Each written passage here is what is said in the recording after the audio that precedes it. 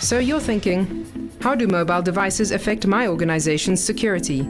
To understand the answer, it's best if we approach the enterprise world as a series of interlinked systems. Here is a business with a traditional network.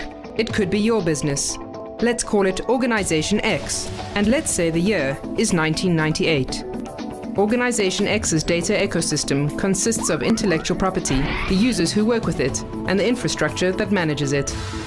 Data access is controlled by a variety of security measures. One of these is a firewall, the protective perimeter between the data and the internet. With the advent of the laptop, the age of mobility and mobile security risks begins. Data now moves unpredictably and is stored on devices that are vulnerable to theft. Fortunately, with only 3 operating systems on the market, laptops prove relatively easy to secure. But as connectivity becomes ubiquitous, controlling network access gets more and more complicated. Then the smartphone arrives. Suddenly, everyone wants one.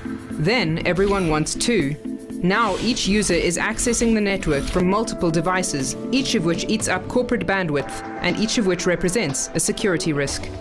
This is where things start to get tricky. Numerous smartphone operating systems appear on the market, most of them consumer-grade rather than enterprise-grade. So what's the difference? Consumer-grade devices are built to be self-contained. They are not designed to be centrally managed.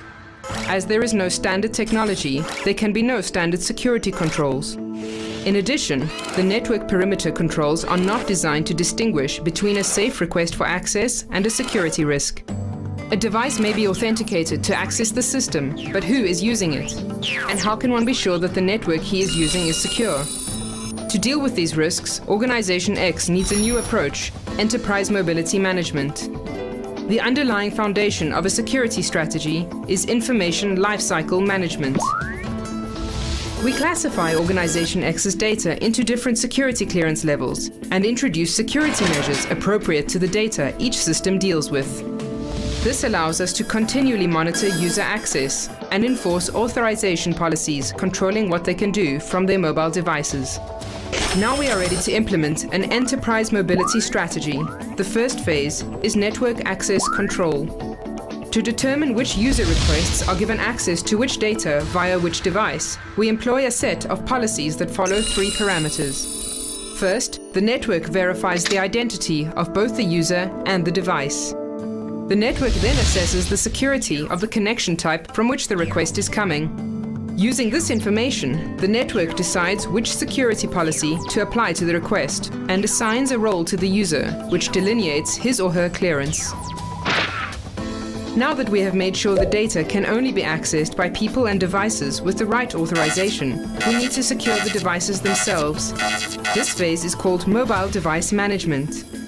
The device management agent is loaded onto the consumer device, introducing enterprise-level security measures that can be activated if the device is stolen.